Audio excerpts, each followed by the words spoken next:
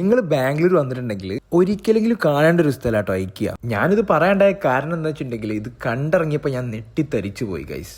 ഐക്യന്റെ എൻട്രൻസിൽ കണ്ട് കാല് കുത്തി കഴിഞ്ഞാൽ പിന്നെ നമ്മളൊരു സ്വീഡനിലെത്തിയ ഫീൽ ആട്ടോ നമുക്ക് കിട്ടുക. വേറൊരു ലോകം തന്നെയാണ് ഇവിടെ സൃഷ്ടിച്ചു വെച്ചിട്ടുള്ളവർ. നമ്മളൊരു വീടോ ഫ്ലാറ്റ് ഒക്കെ നോക്കുകയാണെങ്കിൽ അതിൽക്ക് വേണ്ട എല്ലാ സാധനങ്ങളും ലിവിംഗ് റൂം ആയിക്കോട്ടെ, കിച്ചണ്, ബാത്റൂം, ബെഡ്റൂം, എല്ലാ സംഭവങ്ങളും റെപ്ലിക്കേറ്റ് ചെയ്ത് വെച്ചിട്ടുണ്ട്. അതും ഡീറ്റെയിലിംഗ് എന്ന് പറഞ്ഞു കഴിഞ്ഞാൽ പക്ക പെർഫെക്ഷൻ ഡീറ്റെയിലിംഗ്. കിച്ചണിലെ വിൻഡോ കണ്ടാൽ തന്നെ നിങ്ങൾക്ക് മനസ്സിലാവുക സ്ക്രീൻ വെച്ച ഒരു സിറ്റി വൈബ് കൊടുത്തിട്ടുണ്ടാവും. ഇനി നമുക്കിവിടെ സ്വീഡൻ കൾച്ചറിന്റെ ഭാഗമായിട്ടുള്ള കുറച്ച് വുഡൻ ബൗൾസ് ഒക്കെ കാണാൻ പറ്റും. പിള്ളേരെ ചാക്കിലൊക്കെ വേണ്ട എല്ലാ ഐറ്റംസും ഇടക്കിടക്ക് കൊടുത്തിട്ടുണ്ട്. ലൈറ്റ് ഒക്കെ കാണുമ്പോൾ അപ്പൊ തന്നെ മേടിക്കാൻ തോന്നും. ഒരു രസകരമായ ഒരു കാഴ്ച വെച്ചിട്ടുണ്ടെങ്കിൽ ഇവിടെ ഷോക്കേസ് വെച്ചിട്ട് ഡ്രസ്സൊക്കെ ഒരു കീറിയിട്ട് വെച്ചിട്ടുണ്ടായിരുന്നിട്ട് അത് എന്താ നമ്മുടെ നാട്ടുകാരെ ഗുണം കണ്ടാണോ എന്തുകൊണ്ടാണോ അറിയില്ല, എന്തായാലും ഒരു കോമഡി ആയിപ്പോയി. ബെഡൊക്കെ കണ്ട് കാണുമ്പോഴത്തേനും കണ്ട് ഉറങ്ങാൻ തോന്നിട്ട് അമ്മാതിരി ബെഡുകളെ. നമ്മുടെ ബെഡ്റൂം ഒക്കെ ഈ ലെവലിൽ ചെയ്യാന്നുള്ളതൊക്കെ ഇത് കണ്ടപ്പോഴൊക്കെ മനസ്സിലായി കിട്ടും. ഒരു പ്രോ ഗെയിമറുടെ റൂം ഒട്ടേ കാണിക്കണം. ഈ ഇന്റീരിയർ സെറ്റിങ്ങിനെ കുറിച്ച് വലിയ ഐഡിയ ഉള്ള ഒരാളെന്നല്ല ഞാൻ. എന്നിട്ട് പോലും ഞാൻ വരുന്ന അത്ഭുതപ്പെട്ടു പോയി ഇങ്ങനത്തെ ഐറ്റംസ് ഒക്കെ കണ്ടിട്ട്. പിള്ളേരെ ഫോക്കസ് ചെയ്ത് ഒരുപാട് സാധനങ്ങളിലായിട്ട് കണ്ടിട്ടാ. ടോയ്സ് ആയാലും ഇവരുടെ റൂം സെറ്റിംഗ് ഒക്കെ ആയാലും ഈ ഒരു സംഭവം കണ്ടില്ല എങ്ങനെയുണ്ട്, വെറൈറ്റി അല്ലേ. പിള്ളേർക്ക് വേണ്ട ടോയ്സ് ഇങ്ങനെ ഇടയ്ക്ക് തേങ്ങ പൊട്ട് എടുക്കണ പോലെ അവിടെയും ഇവിടെയൊക്കെ ആയിട്ട് ഇങ്ങനെ ഇട്ട് വെച്ചിട്ടുണ്ടായിരുന്നു.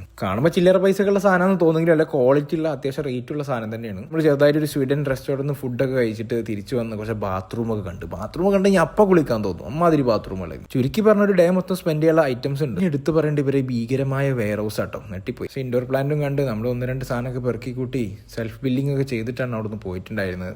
ഒരു എയർപോർട്ടിൽ നിന്ന് ഇറങ്ങുന്ന ഒരു ഫീൽ ചെയ്യുന്നത്. വീണ്ടും കാണാം. Bye bye.